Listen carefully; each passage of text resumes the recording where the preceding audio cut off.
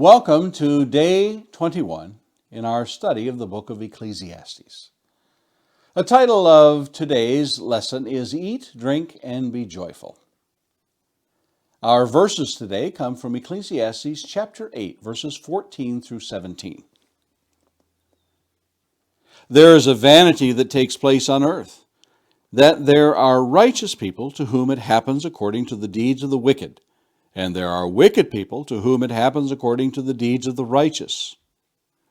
I said that this also is vanity, and I commend joy, for man has nothing better under the sun but to eat and drink and be joyful, for this will go with him in his toil through the days of his life that God has given him under the sun.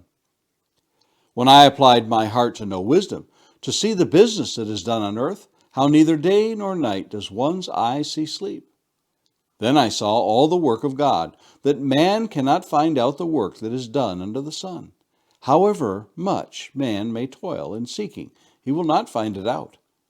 Even though a wise man claims to know, he cannot find it out.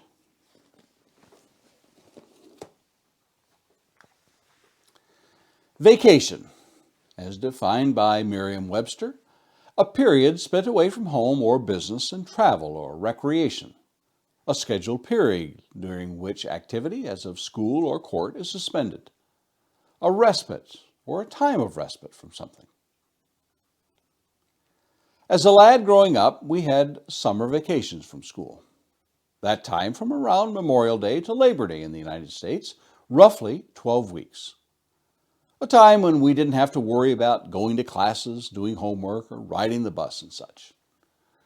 We also had, during the school year, a Christmas vacation, anywhere from 10 to 16 days from just before Christmas until after New Year's.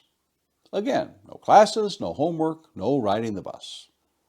But these were kids' vacations, not really a vacation for parents. They were often very glad when we went back to school. Now, as to family vacations, we didn't have many of those. My father worked a seasonal job in road construction between March and December, so there were no vacations in that time period. Usually only one day off a week on Sunday. However, we did take a couple of family vacations during those formative years. My parents packed us in the car and off we went in late December during our Christmas vacation. We went to the sunny south to Grandma and Grandpa's house in Florida. Again, I'm not sure it was really a time of complete relaxation for my parents. Like most kids, we could be rather high maintenance, as they say. I want to go swimming. I want to go to the amusement park. I want to go, and more go. In 1910, President William Howard Taft stated in an article in the New York Times that a 2 or 3 month vacation is necessary in order to continue work the next year with the energy and effectiveness which it ought to have. That largely fell on deaf ears in the United States. The history of vacations goes back to antiquity, according to dailyhistory.org. In the Roman times, it was a luxury afforded generally to the wealthy or upper middle class citizens.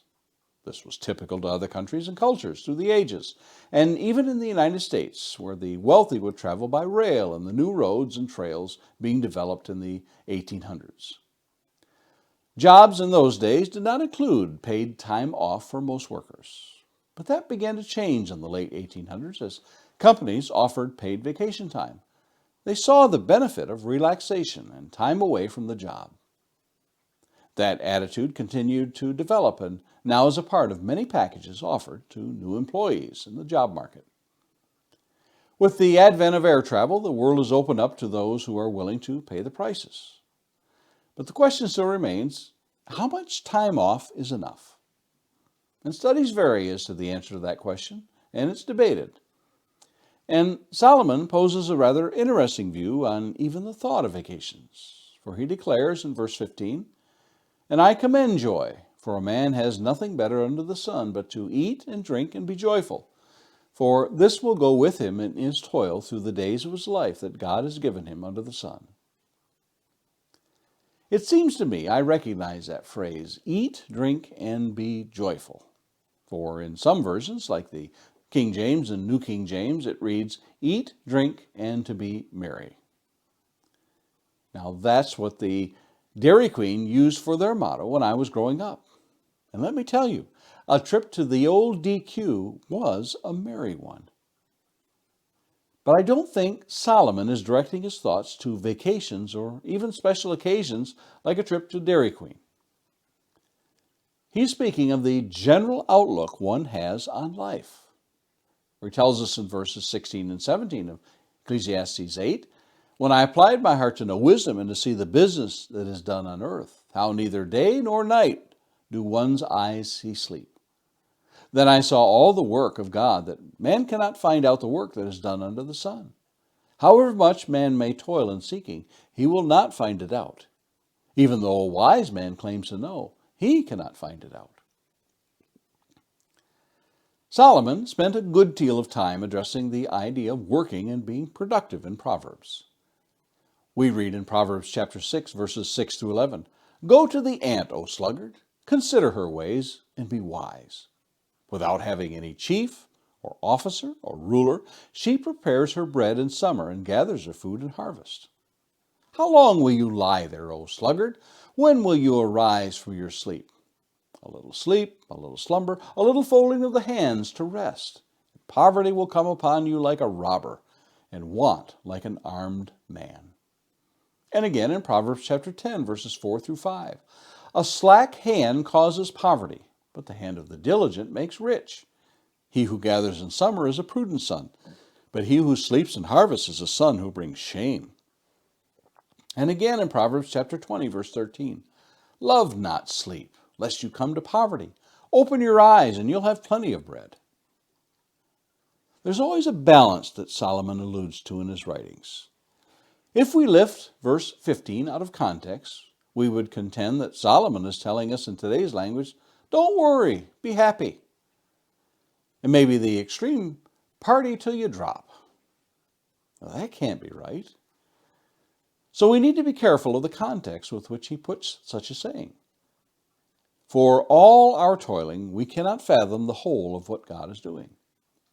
So it is futile to think we can find the answer to all of life's business under the sun, no matter our efforts. If we peek a few chapters into the book, we shall see that Solomon cautions the youth in chapter 11, verse 9. "Rejoice, O young man, in your youth, and let your heart cheer you in the days of your youth. Walk in the ways of your heart in the sight of your eyes. But know that for all these things God will bring you into judgment." We see this throughout his writings here in Ecclesiastes. In verse 12 here we see, "Though a sinner does evil 100 times and prolongs his life, yet I know that it will be well for those who fear God, because they fear before him." The same remedy for this life prescribed here in chapter 8 is what Solomon prescribed before. In chapter 3, verses 12 and 13. "I perceive that there is nothing better for them than to be joyful and to do good as long as they live. Also that everyone should eat and drink and take pleasure in all his toil. This is God's gift to man." Have you recognized the gift that God has given you to enjoy this life?